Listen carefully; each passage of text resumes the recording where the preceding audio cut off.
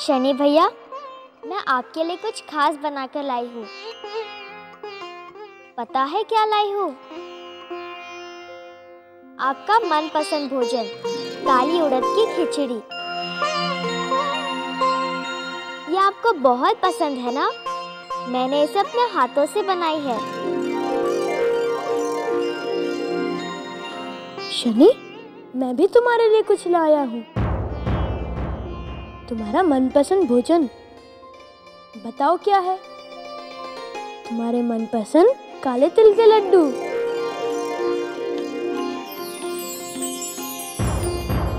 अरे रुको रुको रुको, मैं भी कुछ बनाकर लाया हूं शनि के लिए। भैया, आप क्या बनाकर लाए हैं शनि भैया के लिए? अरे उसका मनपसंद गुड़ और सरसों के तेल में तले हुए मीठे पुए।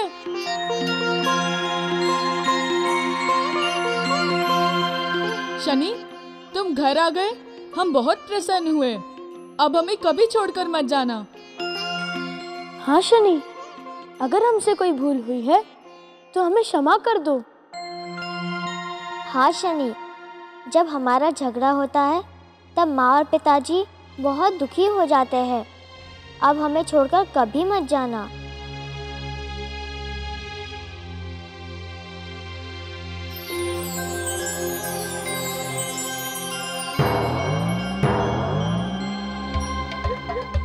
अरे सामने इतना स्वादिष्ट भोजन पड़ा है और तुम लड़ाई झगड़े की बातें कर रहे हो।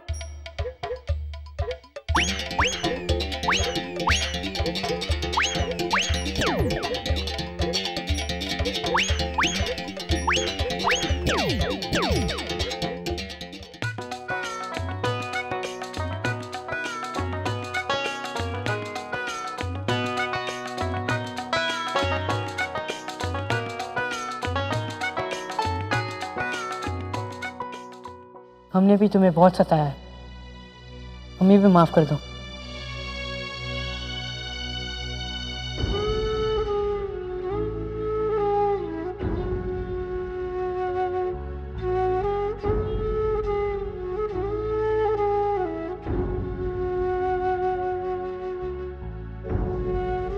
शनि, हम कितना भी झगड़ा करें, परंतु हम तुमसे बहुत प्रेम करते हैं।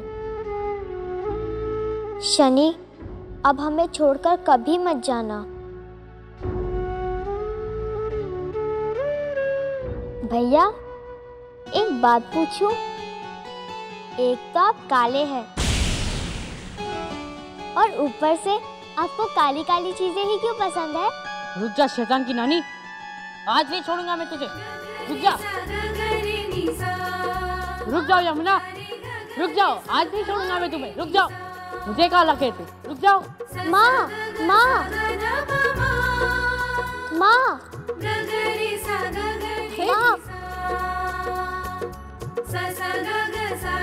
रहिए माँ। माँ देखो शनि। यमुना, क्या हुआ?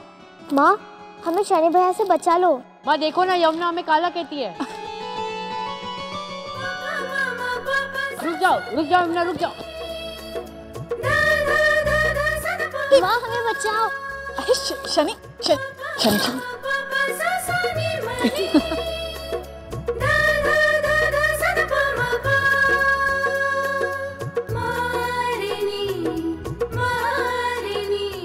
ईश्वर करे तुम सबका ये प्रेम सदैव बना रहे।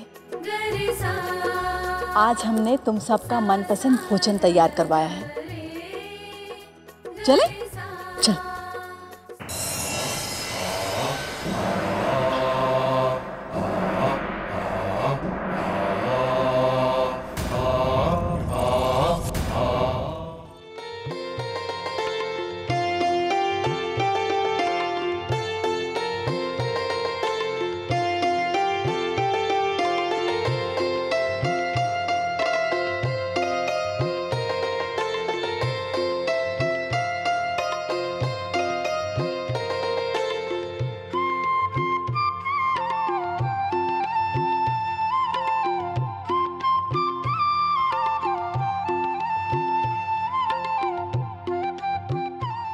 यमुना, शीघ्र आओ।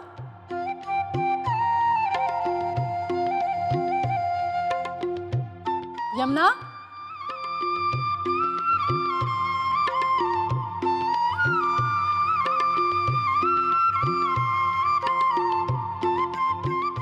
देवी, अपने संपूर्ण परिवार को एक साथ देखकर आज हम अत्यधिक प्रसन्न हैं। आप ठीक कहती थी देवी, हमें अपने कर्तव्य का पालन नहीं कर पाए, परंतु अब हम अपनी उस भूल को सुधार देंगे। माँ, बैठो यमुना।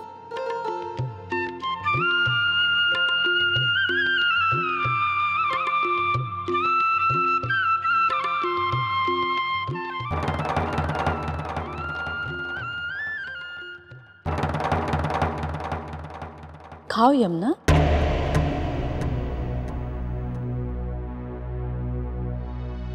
माँ, हमने शनि भैया के लौटने के लिए मनौती की थी।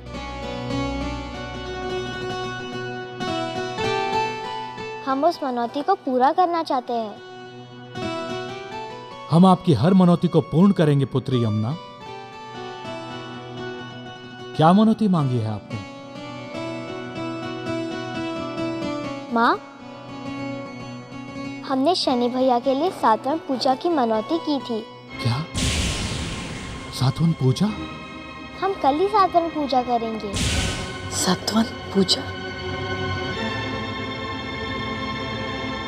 ये तो असंभव है।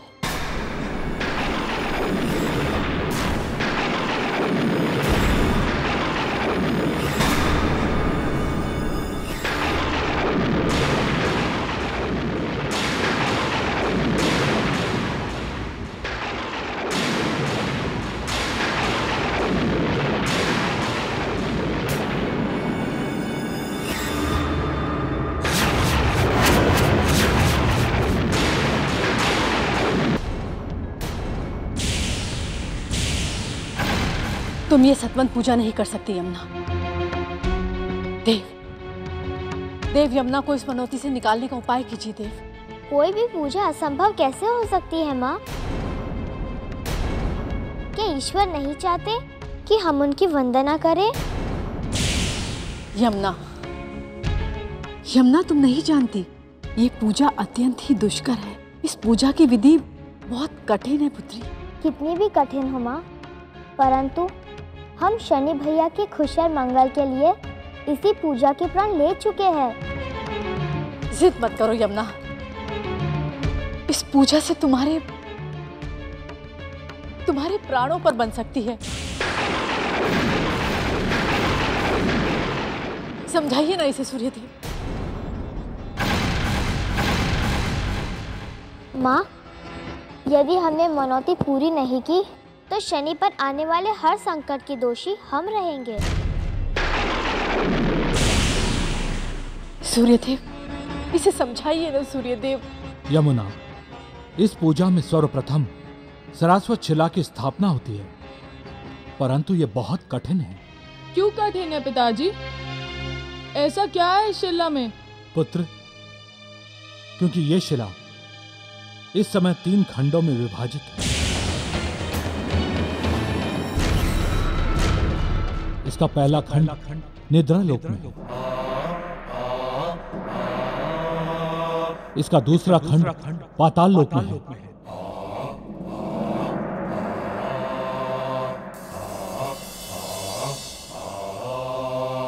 और इसका तीसरा खंड मृत्यु लोक में है।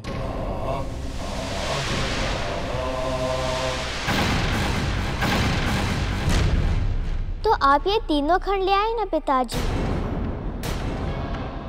आप तो तीनों लोकों में जा सकते हैं। नहीं पुत्री, ये तीनों खंड ऐसे स्थान पर हैं जहां पर हमारा तेज नहीं पहुंच सकता। इसलिए हम नहीं ला सकते। पिताजी, कोई भी कार्य ऐसा नहीं होता कि उसे किया ही ना जा सके।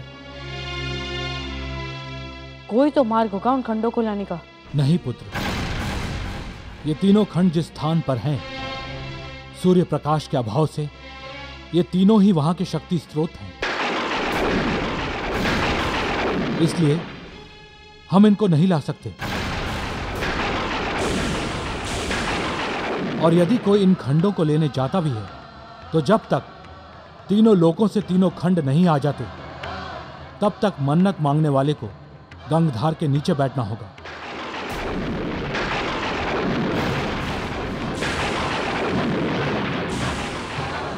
ये आप क्या कह रहे हैं पिताजी? गंगधर तो इतनी शीतल होती है कि यदि उसके नीचे कोई बैठेगा तो उसका शरीर पल भर में बर्फ में परिवर्तित हो जाएगा। ये तो बिल्कुल असंभव है। तभी तो हम कह रहे हैं हमारे बच्चों कि ये सतवन पूजा असंभव है। इस पूजा को जिसने भी किया है वो जीवित नहीं बचा।